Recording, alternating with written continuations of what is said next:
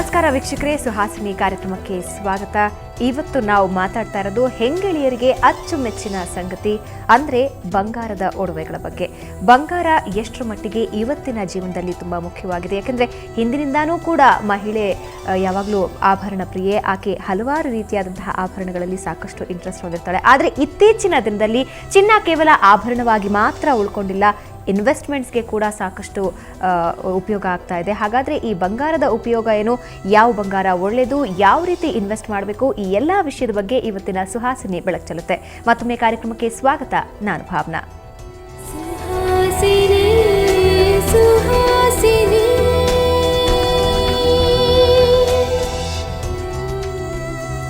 ಇವತ್ತು ಈ ಬಂಗಾರದ ಬಗ್ಗೆ ಮಾತಾಡೋದಕ್ಕೆ ನಮ್ಮ ಜೊತೆ ಇದ್ದಾರೆ ಶ್ರೀಧರ್. ಕಾರ್ಯಕ್ರಮಕ್ಕೆ ಸ್ವಾಗತ. ನಮಸ್ಕಾರ ಶ್ರೀಧರ್, ನಾನು ಈಗಾಗಲೇ ಹೇಳಿದೆ, ಅಂದರೆ ಹೆಣ್ಣಿಗೆ ಬಂಗಾರ ಅಷ್ಟೇ ಪ್ರಿಯ. ಅಂದರೆ ಆಕೆಗೆ ಏನು ಇಷ್ಟ ಇಲ್ಲ ಅಂದ್ರೂ ಬಂಗಾರ ಮಾತ್ರ ಇಷ್ಟ ಇಲ್ಲ ಅಂತ ಹೇಳೋದಕ್ಕೆ ಆಗೋದಿಲ್ಲ. ಬಂಗಾರ ಕೊಳ್ಳುವಾಗ ಏನೆಲ್ಲ ಮುನ್ನೆಚ್ಚರಿಕೆ ವಹಿಸಬೇಕು ಅಥವಾ ಯಾವ ರೀತಿ ಬಂಗಾರ ಕೊಳ್ಳಬೇಕು? ಫಸ್ಟ್ ಆಫ್ ಆಲ್ ಬಂಗಾರ ಕೊಳ್ಳಬೇಕಾದ್ರೆ ಎಕ್ಸಾಕ್ಟಾಗಿ ಯಾವ ಥರ ಒಡವೆ ನೀವು ಕೊಡಬೇಕು, ಇನ್ವೆಸ್ಟ್ಮೆಂಟ್ ಬಗ್ಗೆ ಕೊಂತಾ ಇದ್ದೀರಾ ಅಥವಾ ಡಿಸೈನ್ ಬಗ್ಗೆ ಕೊಂತಾ ಇದ್ದೀರಾ, ಯಾವ ಪ್ರಾಡಕ್ಟ್ ಯಾವ ಥರ ಬೇಕು ಅಂತ ಹೇಳ್ಬಿಟ್ಟು ಫಸ್ಟ್ ಡಿಸೈಡ್ ಮಾಡ್ಕೋಬೇಕು.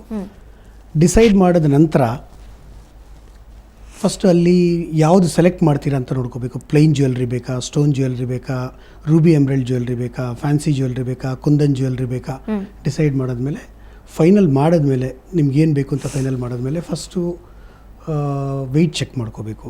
ಓಕೆ, ಏನು ವೆಯ್ಟ್ ಇದೆ, that is the first and foremost thing. Second weight stone weight, net weight ಮತ್ತು ಗ್ರಾಸ್ ವೆಯ್ಟು ಚೆಕ್ ಮಾಡ್ಕೋಬೇಕು. Net weight gross weight check ಮಾಡಿದ್ಮೇಲೆ ವೆದರ್ ಇಟ್ ಈಸ್ ಸ್ಟಡ್ಡೆಡ್ ಅಂದರೆ ಪ್ರಿಷಿಯಸ್ ಸ್ಟೋನ್ಸ್ ಇದೆಯಾ, semi precious stones ಇದೆಯಾ ಅಂತ ನೋಡ್ಕೋಬೇಕು. Okay, ಅದರಲ್ಲಿ precious ಸ್ಟೋನ್ಸಲ್ಲಿ ಇದ್ದರೆ ಅದ್ರ ಕಾಸ್ಟಿಂಗ್ ಏನಿದೆ ಅಂತ ಚೆಕ್ ಮಾಡ್ಕೋಬೇಕು. ಅದಾದಮೇಲೆ ಆನಂತರ ಅದ್ರದ್ದು ಬೈಬ್ಯಾಕ್ ಏನೇನ ಇದೆಯಾ ಅಂತ ಚೆಕ್ ಮಾಡ್ಕೋಬೇಕು. ಓಕೆ, ಇವಾಗ ನಾವು ಮಾರುಕಟ್ಟೆಗೆ ಹೋದರೆ ಸಾಮಾನ್ಯವಾಗಿ ಮಹಿಳೆಯರು ಇಷ್ಟೆಲ್ಲ ವಿಷಯದ ಬಗ್ಗೆ ಗಮನ ಹರಿಸೋದಿಲ್ಲ. ಅವ್ರು ಪ್ರಮುಖವಾಗಿ ಗಮನ ಹರಿಸೋದು ಒಂದು ಪ್ಲೇನ್ ಜ್ಯುವೆಲ್ರಿ ಅಥವಾ ಬೇರೆ ಏನಾದರೂ ಎಕ್ಸ್ಟ್ರಾ ಆ್ಯಡ್ ಆಗಿದೆಯಾ ಅಂತ.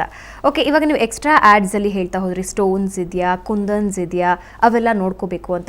ನಮಗೆ ಹೇಗೆ ವ್ಯತ್ಯಾಸ ಕಂಡು ಬರುತ್ತೆ? ಅಂದರೆ ಪ್ಲೇನ್ ಜ್ಯುವೆಲ್ರಿ ಅಂದರೆ ಓಕೆ, ಅದ್ರ ಬಗ್ಗೆ ಒಂದು ಐಡಿಯಾ ಇರುತ್ತೆ ಹೆಣ್ಮಕ್ಳಿಗೆ.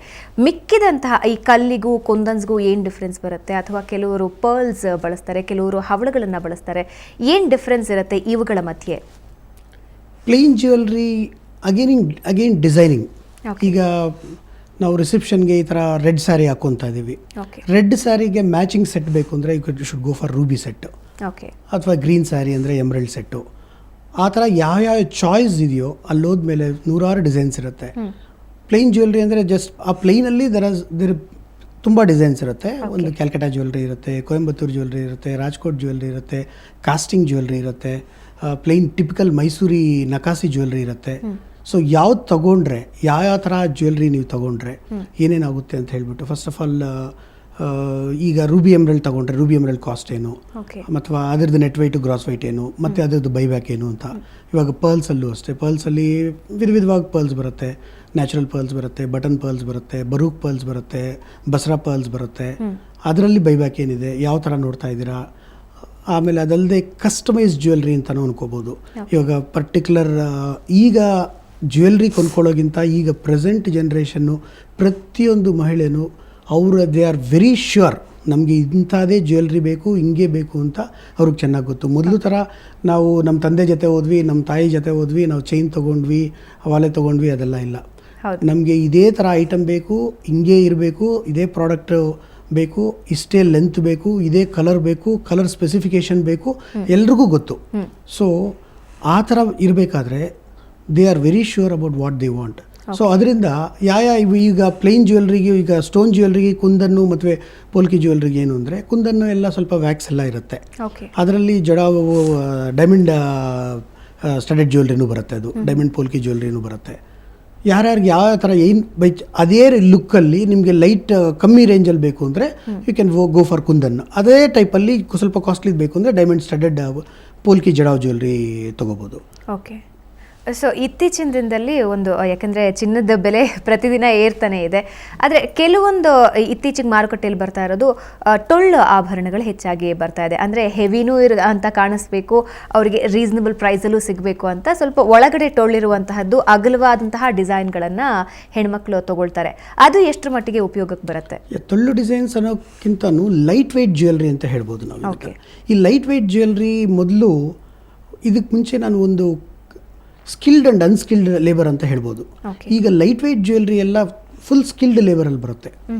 ಲೈಟ್ ವೆಯ್ಟ್ ಅನ್ನೋ ಇದಕ್ಕೇನೆ ಅದು ಡ್ಯಾಮೇಜ್ ಆಗೋದಾಗಲಿ ಪ್ರೆಸ್ ಆಗೋದಾಗಲಿ ಇನ್ನೊಂದು ಆಗಲಿ ಅಂತ ಏನೂ ತೊಂದರೆ ಇಲ್ಲ. ಆ ಲೈಟ್ ವೆಯ್ಟ್ ಜ್ಯುವೆಲ್ರಿನೇ ಕಂಪ್ಲೀಟ್ ಹಾಲ್ಮಾರ್ಕ್ ಜ್ಯುವೆಲ್ರಿನೂ ಬರುತ್ತೆ. ಅದರಲ್ಲಿ ಡಿಸೈನ್ಸು ಅಷ್ಟು ಕ್ರಿಯೇಟಿವ್ ಇರುತ್ತೆ. ಅದಕ್ಕೇನು ಅಂದರೆ ಸ್ವಲ್ಪ ಮೇಕಿಂಗ್ ಚಾರ್ಜಸ್ ರೆಗ್ಯುಲರ್ ಜ್ಯುವೆಲ್ರಿಗಿಂತ ಸ್ವಲ್ಪ ಜಾಸ್ತಿ ಇರುತ್ತೆ. ಸೊ ಅದರಲ್ಲಿ ಯಾವ ವಿಧ ತೊಂದರೆಗಳು ಇರಲ್ಲ, ಯಾವುದು ಪ್ರಾಬ್ಲಮ್ ಆಗೋಲ್ಲ. ಟು ಬೀಟ್ ದ ರೆಸಿಷನ್ ಅಂತ ಹೇಳ್ಬೋದು. ಮೊದಲು 50 ಗ್ರಾಮು 100 ಗ್ರಾಮಲ್ಲಿ ಏನೇನು ನಾವು ಹಾರ ಮಾಡ್ತಾ ಇದ್ವು ಅದು 20 ಗ್ರಾಮ್ 30 ಗ್ರಾಮಲ್ಲಿ ಅದಕ್ಕಿಂತ ಅಗಲವಾಗಿದ್ದು ಅದಕ್ಕಿಂತ ಚೆನ್ನಾಗಿ ಕಾಣುವಂಥ ಜ್ಯುವೆಲ್ರಿ ಈಗ ಬರ್ತಾ ಇದೆ. ಅದು ಸ್ಕಿಲ್ಡ್ ಲೇಬರಲ್ಲಿ ಬರ್ತಾ ಇದೆ. ಆ್ಯಂಡ್ ಕಸ್ಟಮರ್ಸು ತುಂಬ ಅದನ್ನು ಇಷ್ಟಪಡ್ತಾ ಇದ್ದಾರೆ, ಗ್ರಾಹಕರು ತುಂಬ ಇಷ್ಟಪಡ್ತಾ ಇದ್ದಾರೆ. ಅದು ತೊಗೋಬೋದು. ಅದರಿಂದ ಏನು ಡಿಸಡ್ವಾಂಟೇಜಸ್ ಏನಿಲ್ಲ. ಅದರಲ್ಲಿ ಏನಂದರೆ ಮೇಂಟೆನೆನ್ಸ್ ಮಾತ್ರ ಸ್ವಲ್ಪ ಕರೆಕ್ಟಾಗಿರಬೇಕು. ಬೇರೆ ಜ್ಯುವೆಲ್ಸಲ್ಲಿ ಮಿಕ್ಸ್ ಮಾಡೋದು, ಮೊದಲು ಒಂದು ಸಣ್ಣ ಡಬ್ಬಿಲಿ ಹಾಕ್ಬಿಟ್ಟು ಇಟ್ಬಿಟ್ಟು ಎಲ್ಲ ಜ್ಯುವೆಲ್ಸ್ ಜೊತೆ ಹಾಕಿ ಪ್ರೆಸ್ ಮಾಡಿ ಇಡೋದು, ಅದು ಮಾಡಬಾರ್ದು. ಸ್ವಲ್ಪ ಮೇಂಟೆನೆನ್ಸ್ ಕರೆಕ್ಟಾಗಿರಬೇಕು. ಪ್ರತಿಯೊಬ್ಬ ಜ್ಯುವೆಲರು ಅದಕ್ಕೆ ಯಾವ ಜ್ಯುವೆಲ್ರಿಗೆ ಯಾವ ಥರ ಬಾಕ್ಸಸ್ ಬೇಕೋ ಆ ಥರ ಬಾಕ್ಸಸ್ ಕೊಡ್ತಾರೆ. ಆ ಬಾಕ್ಸಸ್ಸಲ್ಲೇ ಇಟ್ಕೊಂಡು ಎಷ್ಟು ಚೆನ್ನಾಗಿ ಮೇಂಟೈನ್ ಮಾಡ್ತೀರೋ ಅಷ್ಟು ಲಾಂಗ್ ಲೈಫ್ ಇರುತ್ತೆ, ಡ್ಯೂರಬಿಲಿಟಿ ಚೆನ್ನಾಗಿರುತ್ತೆ. ಓಕೆ, ಇನ್ನು ಕೆಲವೊಂದು ಸಣ್ಣ ಪುಟ್ಟ ಆಭರಣಗಳ ಅಂಗಡಿಗೆ ಜನ ಹೋಗ್ತಾರೆ. ಅಲ್ಲಿ ಏನಾಗುತ್ತೆ, ಇವಾಗ ಒಂದು ಚಿನ್ನದ ಓಲೆ ತಗೊಂಡ್ರು ಅಂದರೆ ಅದು ಕಲ್ಲಿನ ಸಮೇತ ತೂಕ ಹಾಕ್ಬಿಟ್ಟು ಸೇಮ್ ರೇಟ್ ಹಾಕ್ತಾರೆ. ಅಂದರೆ ಇವಾಗ ನಾವು ಸಾಮಾನ್ಯವಾಗಿ ಯಾವುದೇ ಒಂದು ಒಡವೆ ತಗೊಂಡಾಗ ಕಲ್ಲಿಗೆ ಬೇರೆ ರೇಟ್ ಇರುತ್ತಾ, ಚಿನ್ನಕ್ಕೆ ಬೇರೆ ರೇಟ್ ಇರುತ್ತಾ? ಯಾವ ರೀತಿ ಡಿಫ್ರೆನ್ಶಿಯೇಟ್ ಮಾಡ್ತೀರಾ ಅವನ್ನ? ಇದು ಎಲ್ಲೋದ್ರೂ ಒಂದೇ ಥರ. ಕಲ್ಲು ಸೇರಿ ತೂಕ ಮಾಡ್ತಾರೆ ಅಂದರೆ ಅದು ಐಟಮ್ ಮೇಲೆ ಡಿಪೆಂಡ್ ಆಗುತ್ತೆ. ಬೈ ಚಾನ್ಸು ಕಲ್ಲು ಸೇರಿ ತೂಕ ಮಾಡಿದ್ರೆ ಕಲ್ಲಿನ ಚಾರ್ಜ್ ಹಾಕಲ್ಲ. ಬೈ ಚಾನ್ಸ್ ಕಲ್ಲಿನ ತೂಕ ಇಲ್ಲದೆ ಮಾಡಿದ್ರೆ, ಕಲ್ಲಿನ ತೂಕ ತೆಗೆದ್ರೆ ಕಲ್ಲಿನ ಚಾರ್ಜ್ ಸಪ್ರೇಟ್ ಆಗಿಡ್ತಾರೆ. ಸೊ ಮೇಯ್ನ್ ಅದು ಗಮನಿಸ್ಕೋಬೇಕು. ನೆಟ್ ವೆಯ್ಟ್ ಏನಿದೆ, ಗ್ರಾಸ್ ವೆಯ್ಟ್ ಏನಿದೆ, ಕಲ್ಲಿಗೆ ಎಷ್ಟು ಚಾರ್ಜ್ ಮಾಡ್ತಾ ಇದ್ದಾರೆ. ಬೈ ಚಾನ್ಸ್ ಪ್ರೆಷಿಯಸ್ ಆದರೆ ಅದಕ್ಕೆ ಏನಾದರೂ ಬೈಬಾಕ್ ಇದೆಯಾ. ಸೊ ಇದು ಮೇಯ್ನ್ ಗಮನಕ್ಕೆ ಇರಬೇಕಾಗಿರುವಂಥದ್ದು. ತುಂಬ ದೊಡ್ಡ ಕಲ್ಲುಗಳು ಅದು ಇದು ಅಂದರೆ ಅದು ನೆಟ್ ವೆಯ್ಟ್ ಮೇಲೆ ಬರುತ್ತೆ. ಕಲ್ಲಿನ ತೂಕ ಡಿಟೆಕ್ಟ್ ಮಾಡಿನೇ ಕೊಡ್ತಾರೆ. ಸಣ್ಣ ಅಂಗಡಿ ಆಗಲಿ ದೊಡ್ಡ ಅಂಗಡಿ ಆಗಲಿ ಆದಷ್ಟು ಟ್ರಾನ್ಸ್ಫಾರ್ಮೇಷನ್ ಆಗಿದೆ ಜ್ಯುವೆಲ್ರಿ ಇಂಡಸ್ಟ್ರಿಯಲ್ಲಿ, ಎಲ್ಲ ಅದೇ ಥರ ಕೊಡ್ತಾರೆ. ನೆಟ್ ವೆಯ್ಟ್ ಮೇಲೆ ತೊಗೊಳ್ಳೋದು ಯಾವಾಗಲೂ ಉತ್ತಮ. ಸೊ ಇವಾಗ ಸಾಕಷ್ಟು ರೀತಿಯ ಚಿನ್ನಗಳಿವೆ. ಯಾವ ರೀತಿ ಚಿನ್ನ ಒಳ್ಳೆಯದು ಅನ್ನೋದನ್ನೇ ಗುರುತಿಸೋದಕ್ಕೆ ಸಾಕಷ್ಟು ಸಮಯದಲ್ಲಿ ತೊಂದರೆ ಆಗುತ್ತೆ. ಕೆಲವರು KDM ಒಳ್ಳೆಯದು ಅಂತಾರೆ, ಕೆಲವರು 24 ಕ್ಯಾರೆಟ್ ಒಳ್ಳೆಯದು ಅಂತಾರೆ, ಕೆಲವರು 22 ಕ್ಯಾರೆಟ್ ಒಳ್ಳೆಯದು ಅಂತಾರೆ. ಒಟ್ಟಾರೆ ಗೊಂದಲ ಇರುತ್ತೆ. ಒಂದು ಅಂಗಡಿಗೆ ಹೋದ್ರು ಅಂದರೆ KDM ತೊಗೊಳ್ಳೋದಾ, 22 ಕ್ಯಾರೆಟ್ ತೊಗೊಳ್ಳೋದಾ, ಅಥವಾ 24ಅಲ್ಲೇ ಚಿನ್ನ ಒಡವೆ ಮಾಡ್ಸೋಕ್ಕಾಗತ್ತಾ?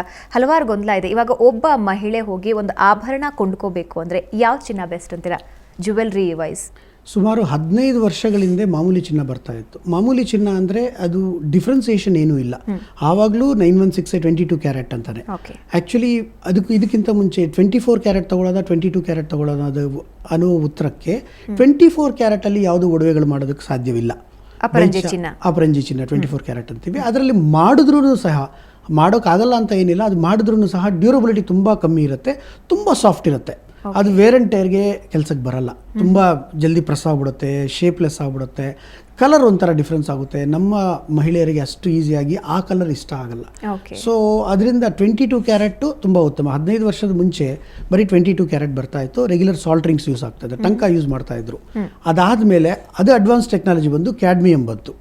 ಕ್ಯಾಡ್ಮಿಯಂ ಕೆಲವು ವರ್ಷಗಳು ನಡೀತು. ಕ್ಯಾಡ್ಮಿಯಂ ಈಗ ಬ್ಯಾನ್ ಮಾಡಿದ್ದಾರೆ. ಕ್ಯಾಡ್ಮಿಯಂ ಬದಲು ಇವಾಗ 916 ಹಾಲ್ಮಾರ್ಕ್ ಜ್ಯುವೆಲ್ರಿ ಬರ್ತಾ ಇದೆ. ಬ್ಯಾನ್ ಮಾಡೋದಕ್ಕೆ ಏನು ಕಾರಣ?